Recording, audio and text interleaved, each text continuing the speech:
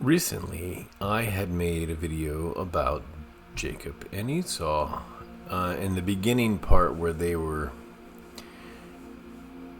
in their mother's womb and when they were born and the story that went with that. And I explained that Jacob and Esau represented, Jacob was Rome and Esau was the Hellenistic Eastern Greek culture that spread after the rise of Alexander the Great. And then I said we would come back. Well, we're back. So what I want to do is there's this so much to Jacob. And we will get to so much of Jacob. But I just want to finish chapter 25. And basically we have covered the part where, like I said, they were conceived and born and first come out. But the last little paragraph or so of chapter 25 is the famous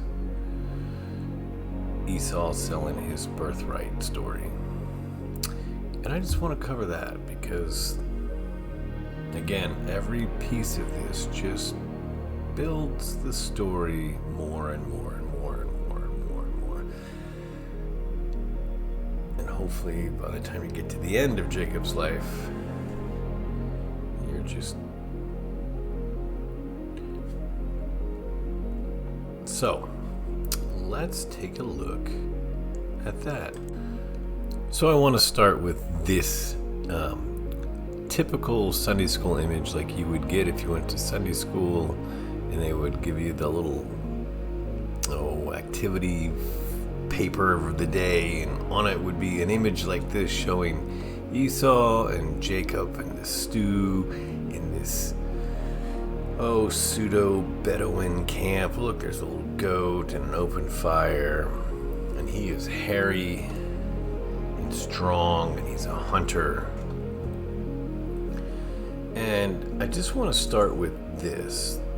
One of the reasons everything I'm saying probably sounds crazy, and I've said it before, I'll say it again, is framing.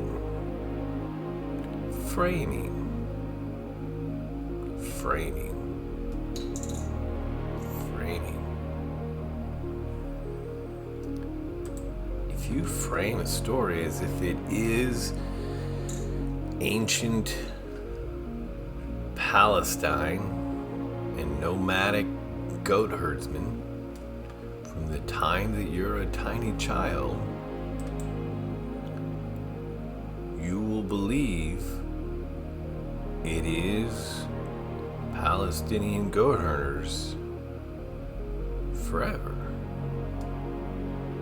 And anybody who didn't know that was a moron. So I must be a moron. And I'm okay with that. I'm aware that this is what I'm supposed to accept without question. Without question. No questions. Except I reject it completely with a shit ton of questions. So, I don't know if you guys know this, but when you're watching a movie or TV, it's not real. It's a highly elaborate, expensive lie done to create the illusion that the story is true. So, now that we know we are going to talk about this story in a historical framework that I've already set up with Rome and Hellenistic Greece, let us continue. I do want to say that before I move on to the last little bit, I was reviewing the other video and I thought, oh, I missed one verse, and I don't want to be the guy that misses the verse where you can go, gotcha. So let me correct myself. There was a part after he grabbed his heel, and I did talk about that, but I didn't talk about this part where it says Isaac was 60 years old when she bore them. And just to bring you up to speed, Isaac was born about, we're saying about 1200 BC. He got married about 800 BC. So they're saying when Isaac was 60,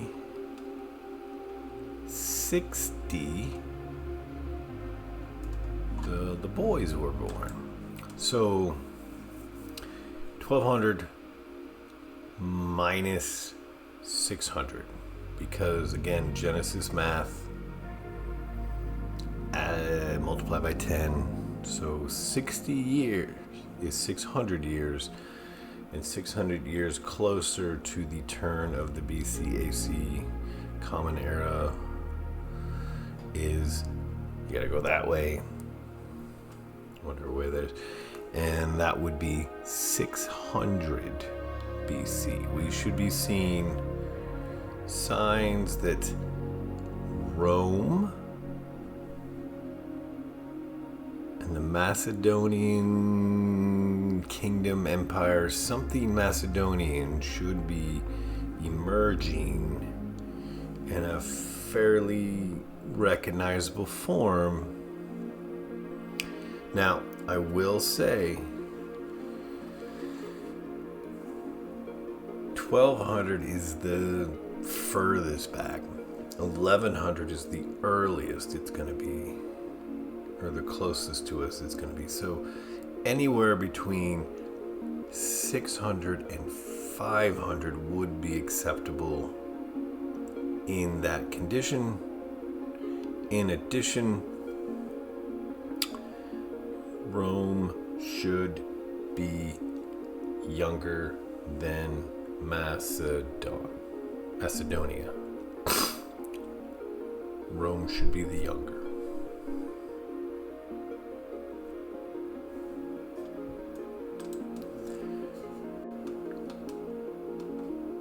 So this is the Kingdom of Macedonia, and it's saying the first stage of expansion started around 650 BC to 550 BC.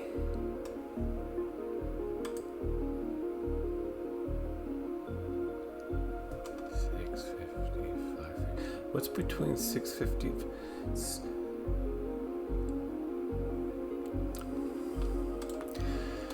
In 520 BC, they moved into the Ardea region. And I haven't said this, but I want to apologize. I've watched a lot of scholars speak. A lot. I have a degree. Like, I've been to college.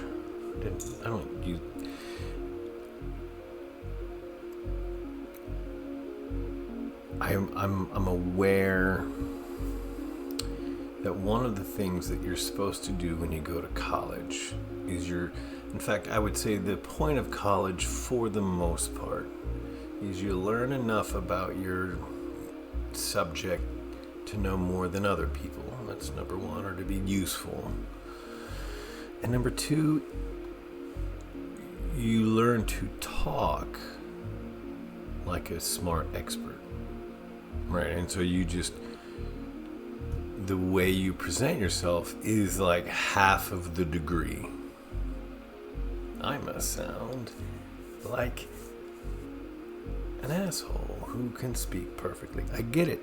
I've done it. However, I did not do it for ancient Near East studies, Greek language, Hebrew language, ancient Akkadian especially. Holy shit, I butchered that to death. So I'm aware that sometimes when I say words like Yordia, I'm not even close. I'm not even close to close. And I apologize to those of you that need me to look perfect. I'm sorry. I am breaking down the mysteries of the universe, if that counts. But as far as sounding super good, probably not my strong suit. Region of West Vemenon, as whatever was the junction of important routes between Pitola Kozani corridor, the main east-west route, which led westward to.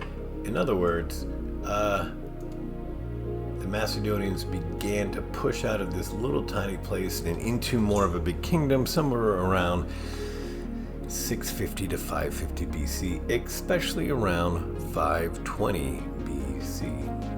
So that fits our date perfectly. The next would be Rome. From its and here's the thing about Macedonia and the thing about Rome. There's not a lot to pull from early Macedonia. It's not so bad once you get, say, Alexander or even Philip, his father. Like, you start to have plenty of stuff to pull from with dates and experts and historical references. But before that, it's a little harder. Rome, on the other hand, Rome is almost... some people have studied Rome, you might say. Well, so notice I'm trying... A lot of times I'll just leave where I got these, and I'm just pulling stuff. I've obviously done a little bit more searching than just Google, but for the sake of brevity, hey, from its founding in 625 BC, according to, say, the Milwaukee Public Museum,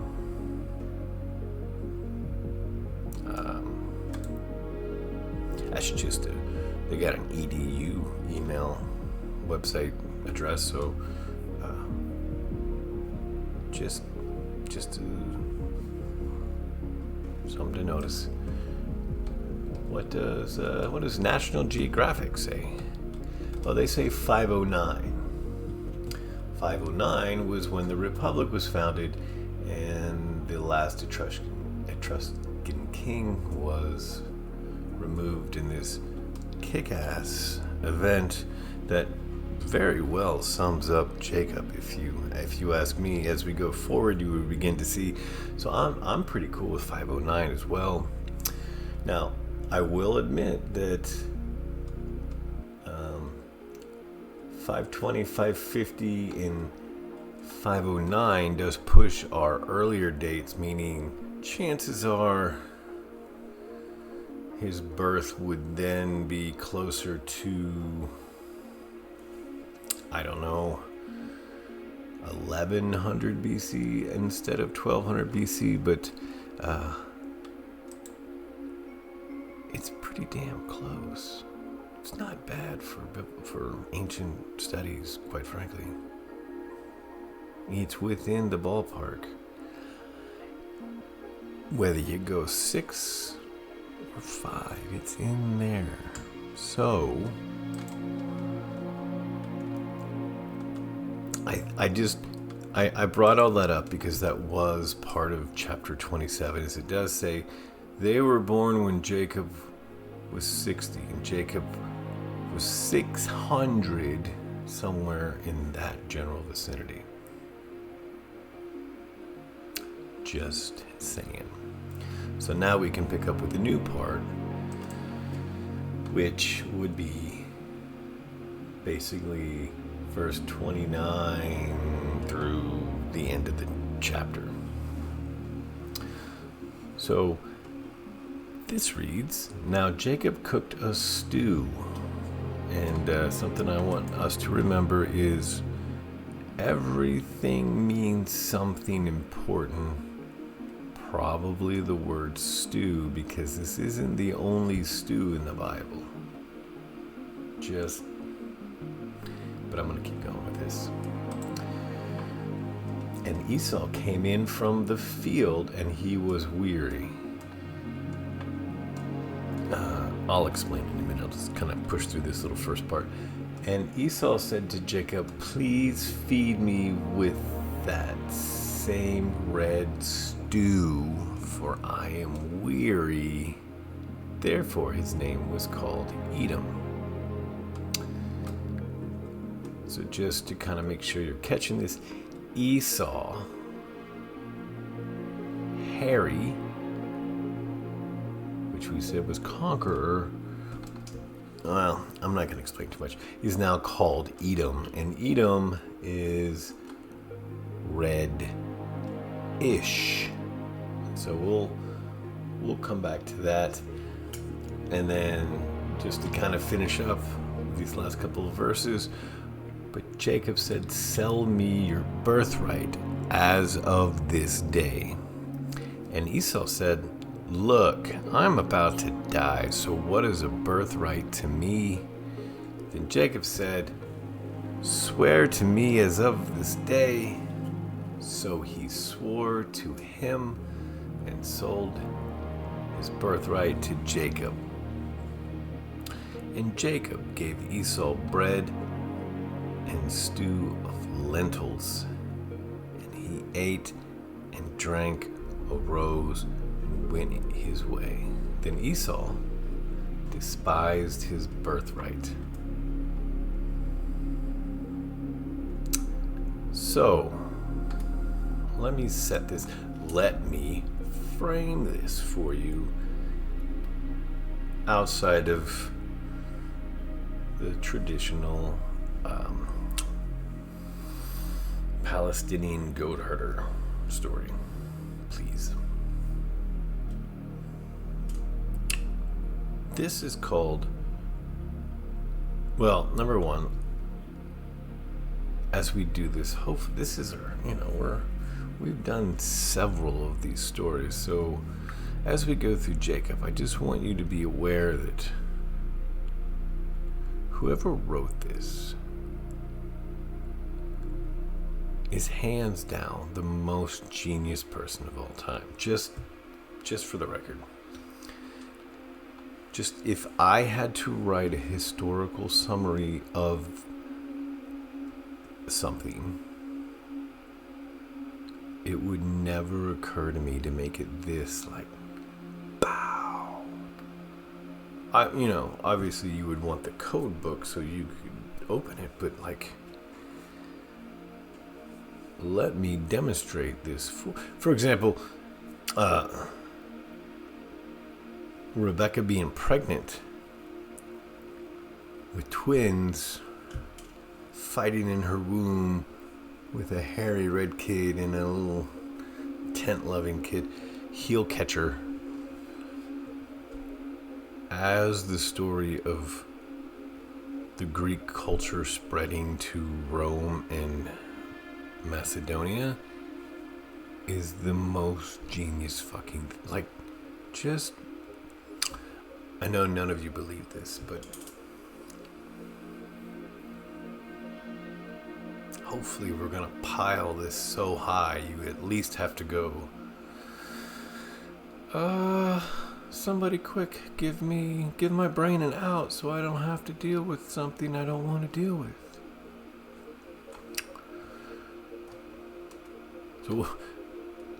So what I'm trying to say here is,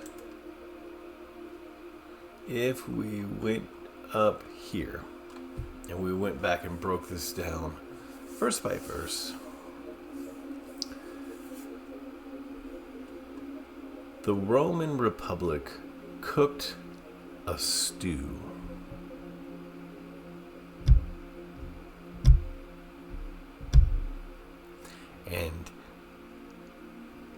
The Hellenistic Greece came in from the field and was weary. Now, I have literally just spent 2 videos explaining the field and beast and battle and warfare and some of the words and verbiages that are used. Now, I only did do field, I did not do wept, but we will get to that one. So if you come in from the field and you're weary, it would mean that the Greeks are coming in from war and they're worn the hell out. And Rome has been brewing up something. And this war-weary Greek group would then want whatever this hot cooking meat Rome would have to offer them.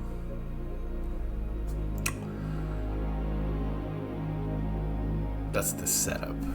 That's me framing just what it's saying. And Esau said to Jacob, "Please feed me, for I am weary." Therefore his name was called Edom. Red, reddish, ruddy. Notice that it's reddish. If something is ruddy, it's kind of red. It's reddish. Reddish. When Esau was born, his hair was red.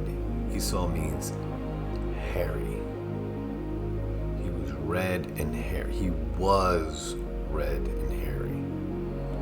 But after being weary in the field and taking in some of the stew, he's not red and hairy.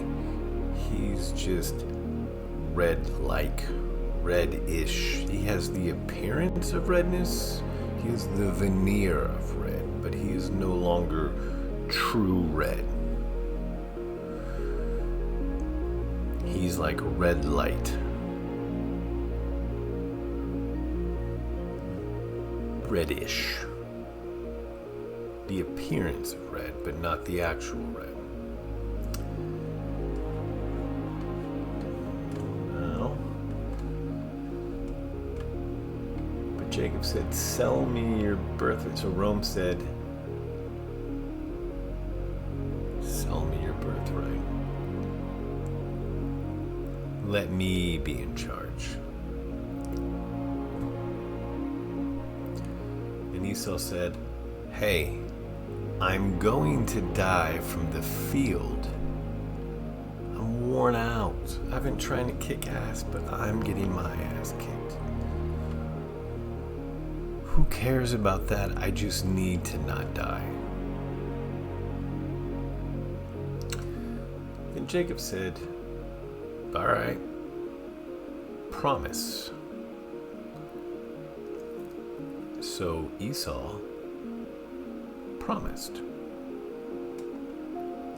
And Jacob gave Esau bread, stew of lentils, and let's just hold off. Oh, and then I'll show you right. And then Jacob gave Esau bread and stew of lentils. So bread is one of those words that you should have a framework, hopefully, if you watched these videos. Man, bread, nations, people, bread. Wheat, bread. Bread is a form of man.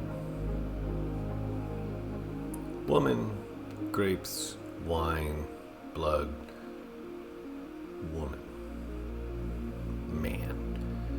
So when Jacob gives Esau bread, he's supplying him with men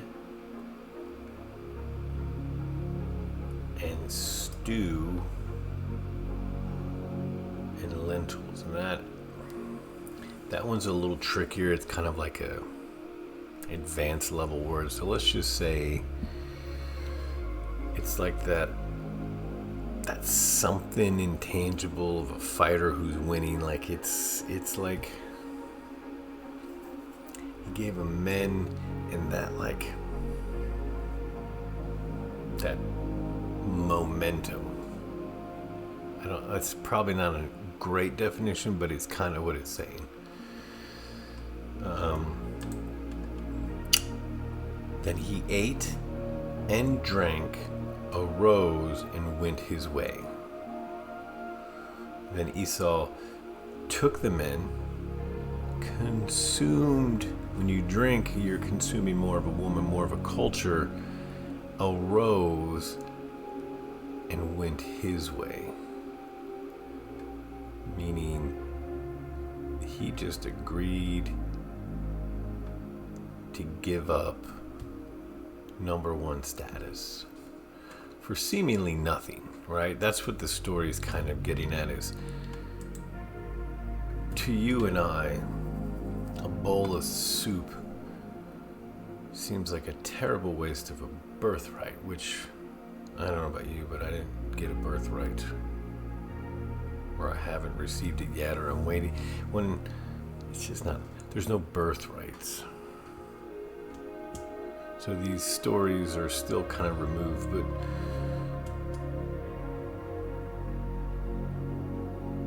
the idea that you're going to get everything, like it's yours. When my daddy dies, I get the company. He just sold it to his partner. Thus Esau despised his birthright.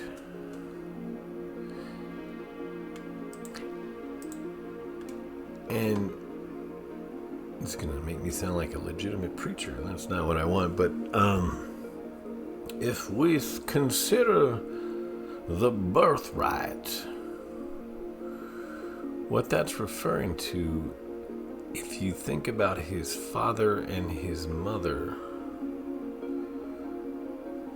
So his father was literally the person that destroyed the ancient world. And his mother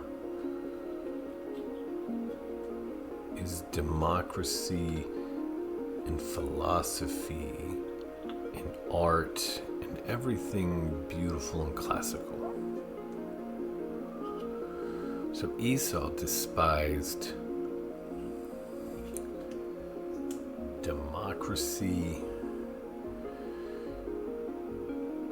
like standing in the, like, I guess you could say that Isaac is known for not being an aggressive, like the one thing the Greeks weren't is a bunch of pushovers who sucked up to kings, right? They were hardy, lots of nonsense, hardy, self-reliant, hyper-independent, like believers in freedom and republicanism. And Esau despised all of those things. And, you know, part of freedom and democracy is like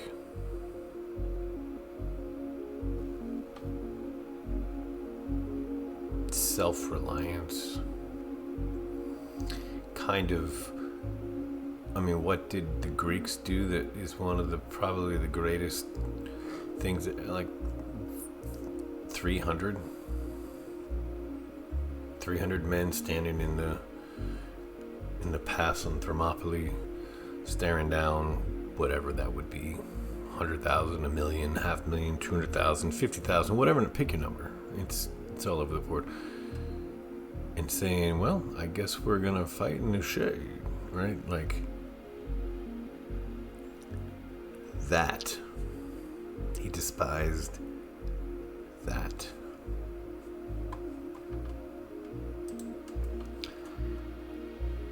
So, what this brings us to is if we're going historical with the metaphorical, is there a moment in history where Rome and Greece truly meet in some form? The outcome was Rome favorable over the Greeks. And the answer is yes. They actually fought 3 wars from 200 to 205 to and then 171. So there are these 3, I think they're called the Macedonian Wars, and we'll look at this more here in a second. Notice the date is about 200-ish. Like early 200s to 170-ish. And Alexander the Great was 330 to 300-ish. The beginning of these people is 500. So the Hellenistic world begins about 300-ish. So we're 100 years removed from that. So we have 100 years of Greek supremacy. And Rome has just quietly been in the background, about to emerge. So yes, there was these wars, and what I want to show you is, in fact, I want to read to you a little passage about that. Oh, of course, I'll do whatever you tell me. Rome versus Greece, a little known clash of empires.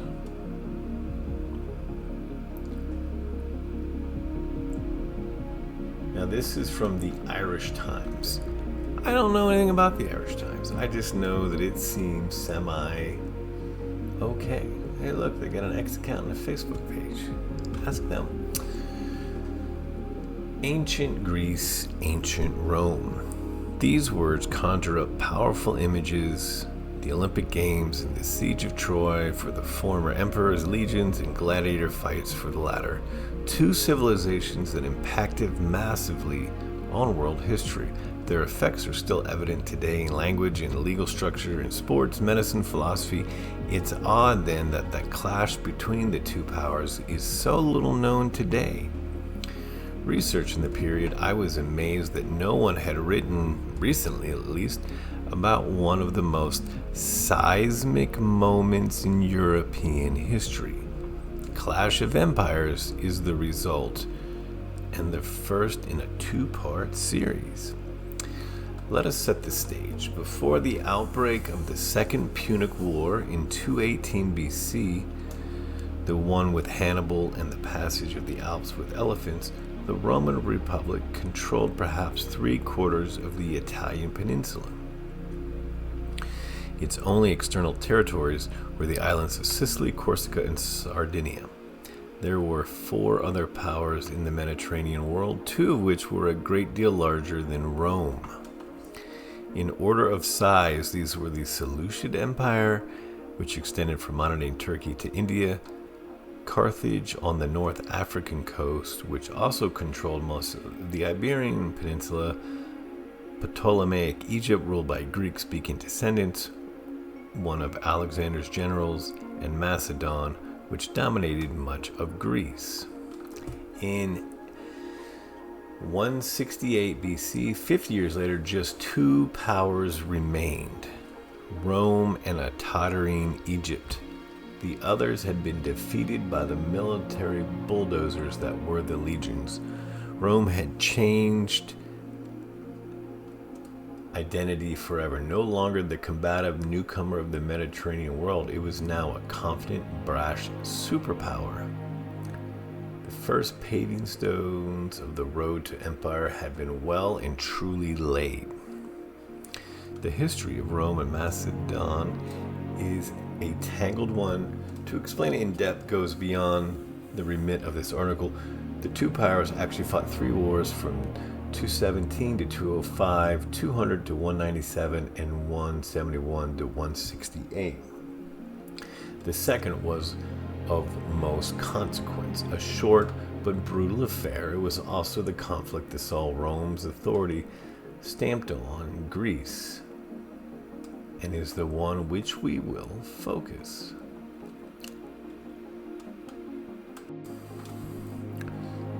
The ruler of Macedon at the time of both the first and second conflicts was the mercurial and unpredictable king Philip V, scion of a different family to Alexander the Great, whose line had been wiped out after his death. Philip was capable of individual acts of military brilliance and colossally rash decisions. Cursed by the fact that most city-states in Greece loathed Macedon as they had since Alexander's time, he spent his reign dealing with political machinations against him, invasions from neighboring territories, and open war with many of his neighbors. On all points of the compass, then, Macedon had enemies open, hidden, or in the making, and when Philip wasn't dealing with these problems, he was invading or fighting with other kingdoms and territories.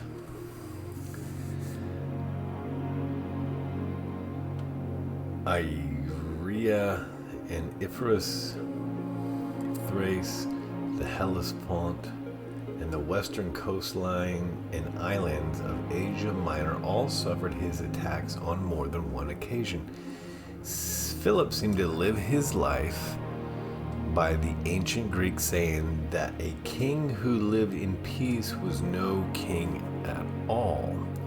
It's hard not to draw the conclusion that he had aspirations of illuminating the feats of his illustrious predecessor Alexander. Sadly for Philip, he never quite succeeded in that regard. And just to break in here for a second, what did it say? Esau came in from the field, for he was weary. And field means battle or war.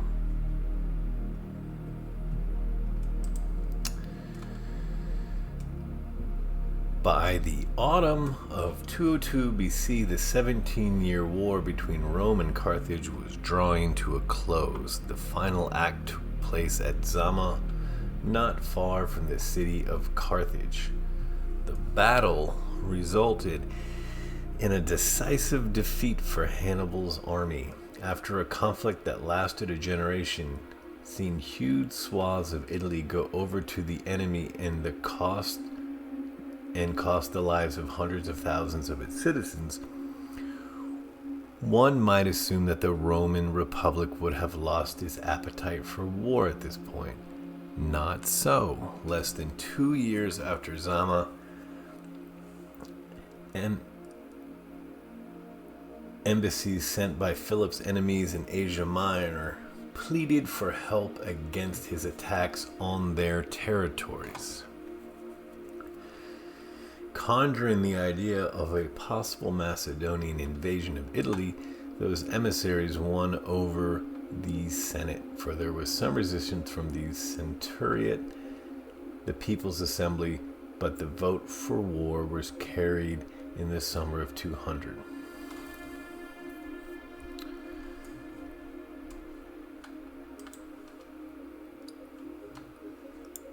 And Jacob was making a stew. He was really making that stew. He was creating that stew from the Carthaginian War. And Esau said, "Give me some of that stew. You guys know how to kick ass. Can I have a little bit of that kick ass?" And Jacob said, Esau said, "Can you give us some of your military prowess?" And the enemies of Philip, who are also Greeks, who are also Esau, who are also in the field, said, "Can you give us some of that red stuff?"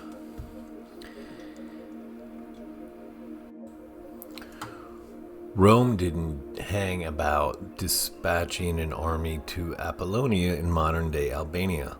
Autumn had arrived before the legions could march inland. Although they succeeded in taking a Macedonian town, a full-blown campaign was not on the cards due to the harsh terrain and imminent change in weather. The war was renewed in the spring of 199 BC. The legions, led by a seasoned politician in justice of the war with Hannibal,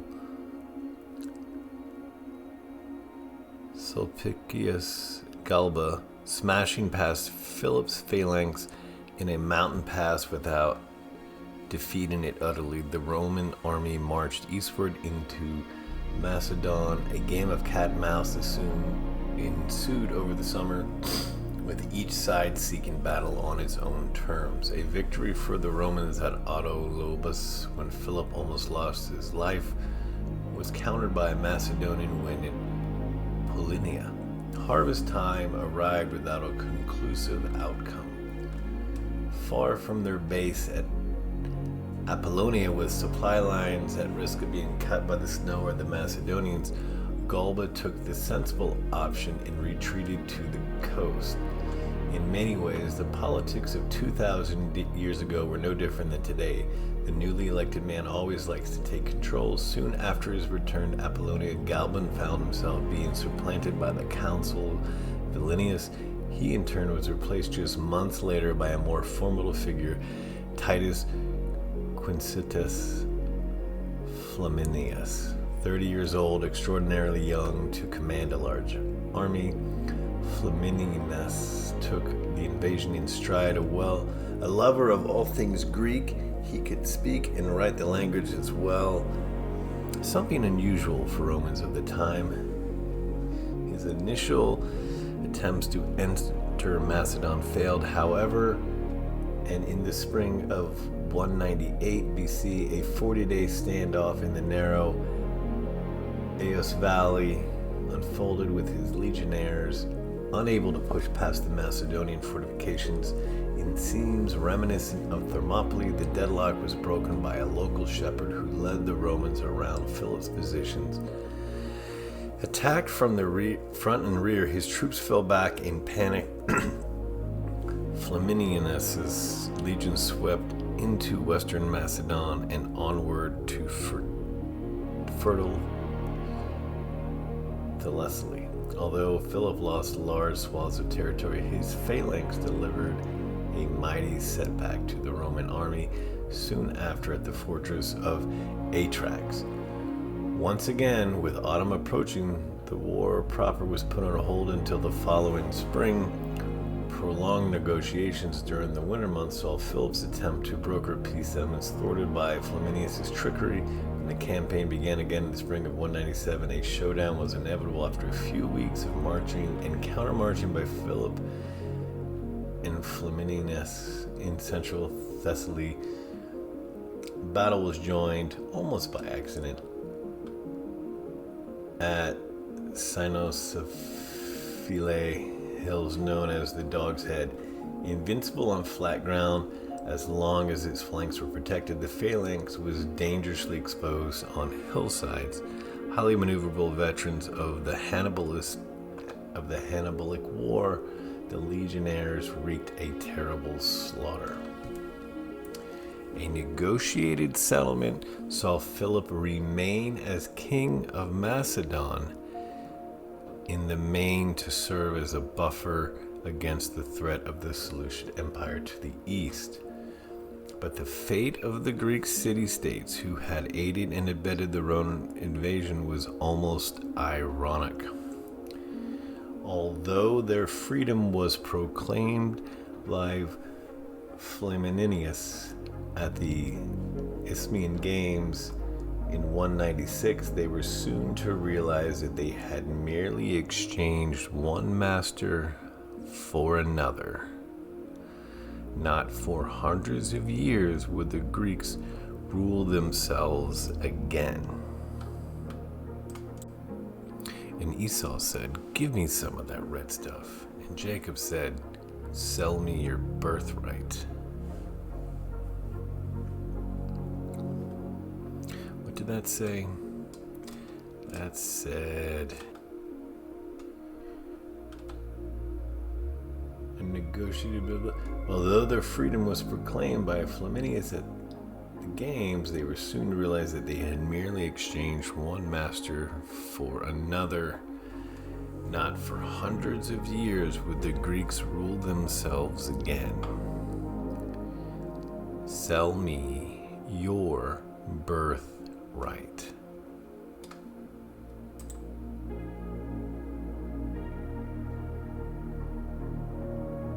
And I want us to look at one other version of this quickly, just to kind of prove my point. This is another version of that Second Macedonian War in which we were referring to, and I won't read all of it like I did, but I will get to this, a couple of the main points. So they kind of are talking about the two different sides of this war and how there's this group that is fighting Philip. They are the Rhodans and the Pergamenians, basically the island of Rhodes, the city of Rhodes and Pergamon are teaming up to fight back against this Philip V. At this point, although they appeared to have the upper hand, Rhodes and Pergamon still feared Philip so much that they had sent an appeal to the rising power of Rome, which had just emerged victorious from the Second Punic War against Carthage.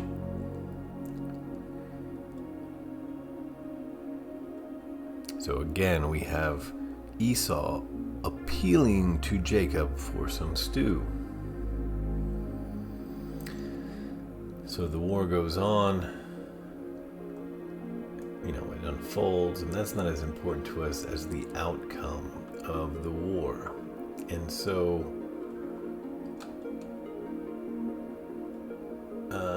what I'm looking for,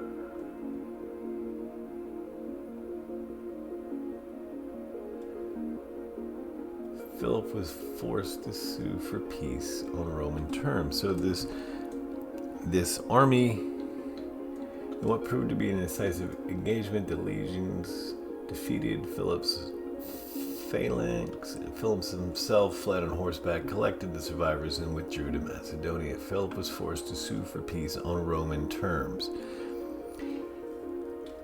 So he stood up, he ate, he drank, he stood up, and he left. He did not die. The Greeks got exactly what they asked for, which is Roman stew. And the aftermath was this.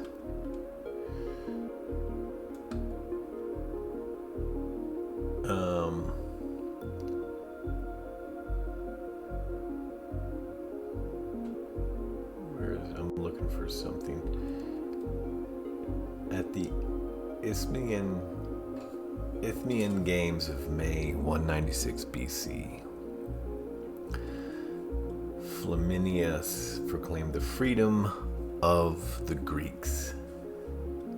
Met with general rejoicing of those who were attending the games, the proclamation listed the free communities as follows.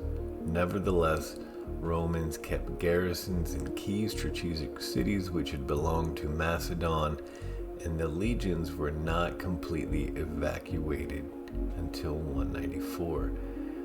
The extent of this grant of freedom was not entirely clear.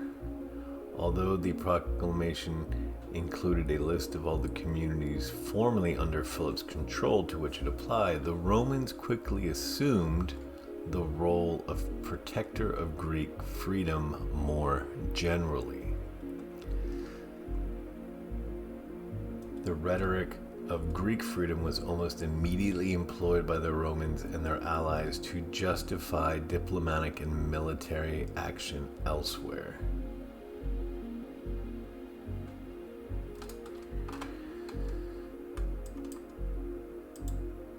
They sold their birthright for a bowl of stew. They said, "Hey, could you come in here? We're having a little bit of an internal spat of Greek matters." And Rome said, "Sure." And in the end, it was now Rome. So the story is not the story that we've been told, right? We have this view that you are in fact looking at Palestinian goat herders in their nomadic tents. They didn't even have the courtesy to put a tent over this stew. But the truth is, every verse, again, like, I think we're past coincidence at this point. I haven't even gotten to the rest of it. It gets crazier. So, I think I've made my point that the Roman-Macedonian Wars, in which Rome finally gets a foothold in the Greek world, that's the real meaning behind Esau selling his birthright to Jacob.